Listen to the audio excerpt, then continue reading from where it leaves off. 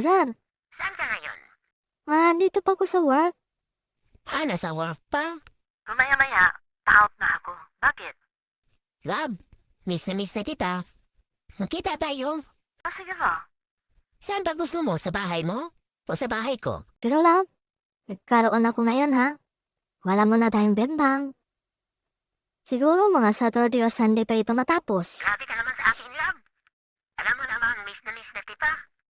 Hindi naman yan ang habol ko sa'yo. Isang buwan din tayong hindi nagkita, ah. Busy ako. Busy ka rin. Alam ko naman yun. Nagpaalala lang. Sige, didiretso na lang ako mamaya sa inupahang bahay mo ha. Wag na. Nawala na akong nanggana. Siguro mga linggo na lang siguro tayo magkita. Bye.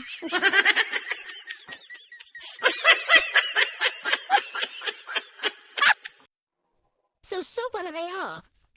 Napapanibutan ka na namin. Wala tayong taras dito. Ayaw naming sumuko. Hindi kami tapos sa inyo. Tara na ba? Anong gusto nyo? Mamatay? O mapulong? Pili. Sige, susupo na kami. Pero may kondisyon. Ano ba yon? A spell ceasefire. Ano? O sige. Yan lang pala eh. S? I? S? Parang mali ah. Sige! Tuloy ang gera!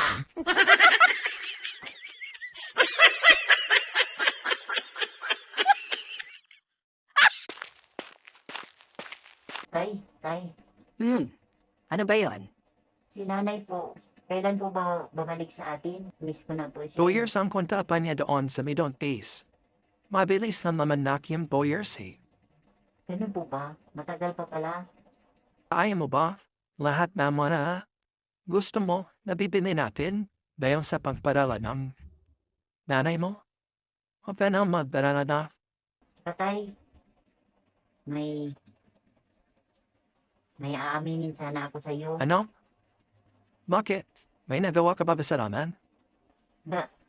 Bakla pa ako, tay. Yun ba? Nako, matagal ko nang alam yan na. Ha? Paano niyo po nalaman, tay? Grabe ang pag-iingat ko para di malaman ninyo ni nanay. Siyempre, anak kita. Kanino ka pa babagmana? Idi sa akin.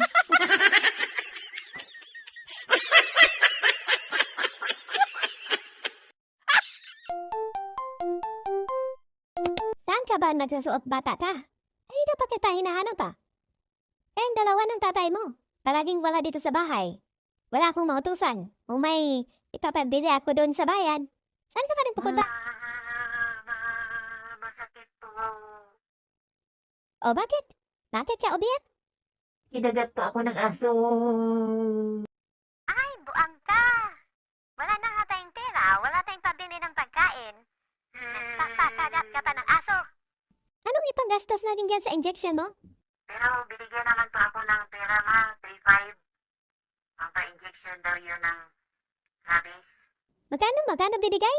3,500. J5? Pag kulang pa daw, pabalik pa daw ako dito sa bahay nila para manghingi ng pagdagdag. Teka na. Magkasama ba kayo ng tatay mo?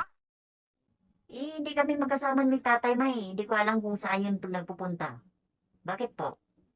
Hanapin mo. Ipakagat mo rin ang aso. Para magka 7,000 kayong dalawa.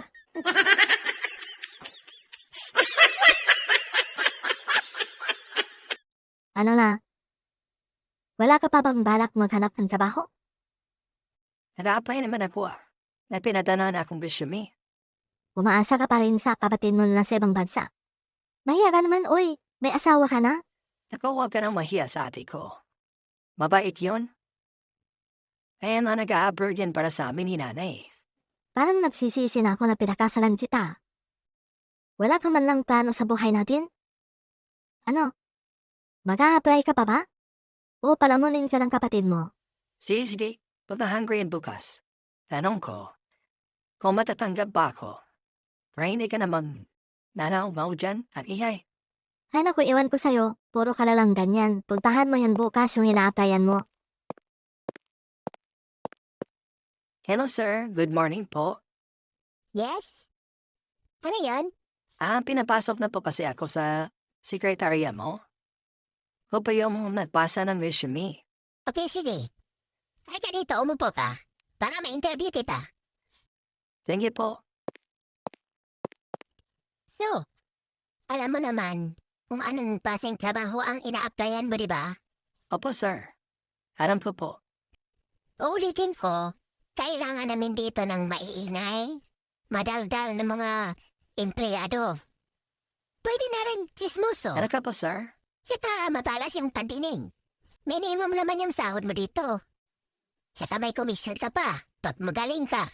Ano, kaya mo? Kung ganon, bukas babalik ako dito. Ano? Bakit bababalik ka pa bukas? Pwede ka namang magdesisyon na yon. Kasi po, idadaling ko na lang yung misis po bukas ito, sir. Lahat ng mga hinahanap yung qualification, nasa panya na. Madaldal yan, sir. Hindi mahiyain. Tsaka manakas pa yung boses. Magpasa na rin siya ng resume para siya na ang magtrabaho para sa akin.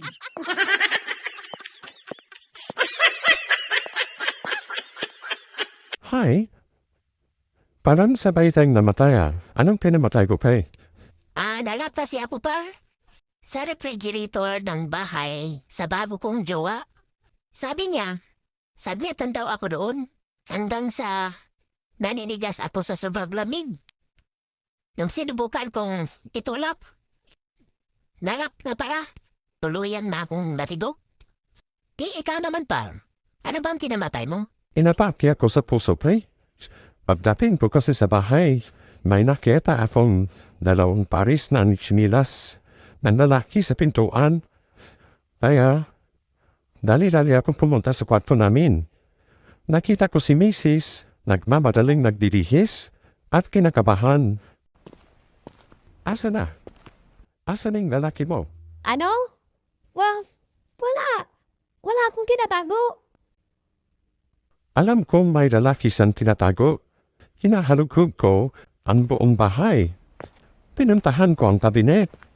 Sa ilalim ng kama. Sa kusina. Sa sala. Sa CR. Pero, wala akong nakita pa. Kaya sa sobrang pagod ko, naninikip ang dibdib ko. At na-heart attack. Kaya ito ako ngayon. Hay nako, ang tanga mo naman pala eh. Kung sana, binuksan mo ang refrigerator at uminom ka ng malamig na tubig, edi sana, pareho pa tayong buhay.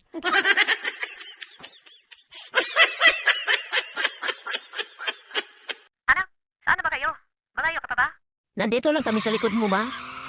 Di ba yung sinakyan nyo, Miss Yubiri? Anong Mitsubishi? Mitsubishi ang sinakyan ko.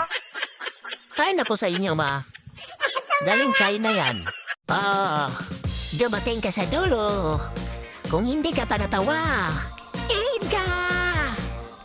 Pero pakilike at subscribe naman mga pare, mga mari sa aking YouTube channel. Salamat ng marami.